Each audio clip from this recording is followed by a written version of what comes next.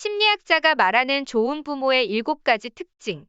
부모라면 다들 비슷한 마음일 겁니다. 자식이 성장한 이후에도 잘 살 수 있도록 최대한 많은 것을 주고 싶죠. 하지만 어느 정도가 적정선일까요? 그리고 의도와 달리 아이한테 해로운 양육 방식에는 어떤 게 있을까요? 심리학자인 벤더린드는 부모가 아이를 잘 키웠다는 증거로 볼 수 있는 7가지 특징을 정리했습니다. 물론 여기 언급된 내용 말고도 다른 특징이 많겠지만 가장 중요한 건 부모 자식 간의 애정입니다. 그럼 이 특징들이 왜 중요한지 하나씩 짚어보겠습니다. 1. 비난하지 않는다. 아들은 부모가 싫어하는 짓을 하고 실수를 저지릅니다. 그런 과정을 거치면서 배우고 성장하는 거죠. 하지만 문제적 상황을 맞닥뜨릴 때 부모가 올바르게 대응하는 것이 중요합니다. 문제 행동을 비판할 때는 아이의 성격을 비난하거나 가치 판단을 하지 않도록 각별히 주의하세요. 가령 아이가 혼자 과자를 다 먹어 치웠다면 욕심이 많다고 꾸중하는 대신 그게 왜 잘못된 행동인지를 설명하고 나눠 먹는 것의 중요성을 알려주는 겁니다. 이렇게 하면 아이가 상처 없이 교훈을 얻을 수 있습니다. 2. 내 인생의 비상연락처. 아이한테 걱정거리나 문제가 생겼을 때 부모와 의논하고 싶어 한다면 아이를 잘 키운 겁니다. 이는 아이가 부모를 신뢰하고 의존할 수 있게끔 심리적으로 안전한 기반이 구축됐다는 뜻이니까요. 3. 부모의 반응을 겁내지 않는다. 부모 자식 간에도 신뢰는 아주 중요합니다. 그래야 아이가 사춘기처럼 어려운 상황을 겪을 때도 부모를 찾을 수 있으니까요. 설령 원하는 만큼 속내를 다 표현하지 못해도 부모가 그 자리에 있다는 것만으로도 위안이 됩니다.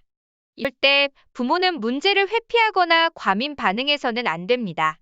의견 충돌이 있어도 목소리를 높이지 말고 침착하게 해결책을 찾기 위한 노력을 해야죠. 지금의 혼란스러운 기분은 지극히 정상이라고 안심시켜주는 것도 잊지 마시고요. 베더린드 박사는 이렇게 말합니다. 부모는 바위처럼 굳건하되 애들이 부모한테 무감해져서는 안 됩니다. 4.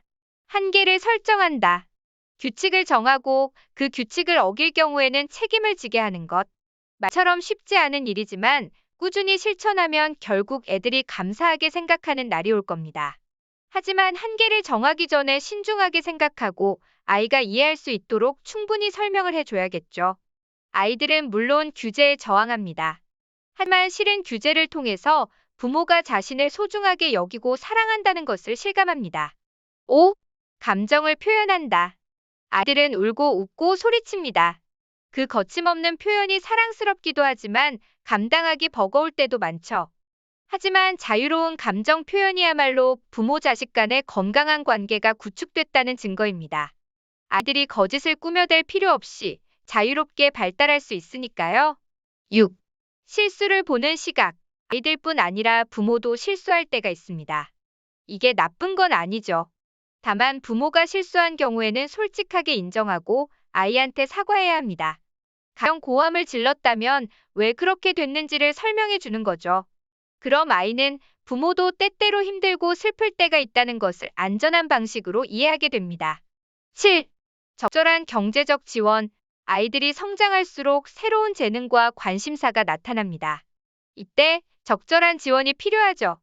아이한테 취미가 있으면 자신의 일을 스스로 하는 독립심 향상에도 도움이 됩니다.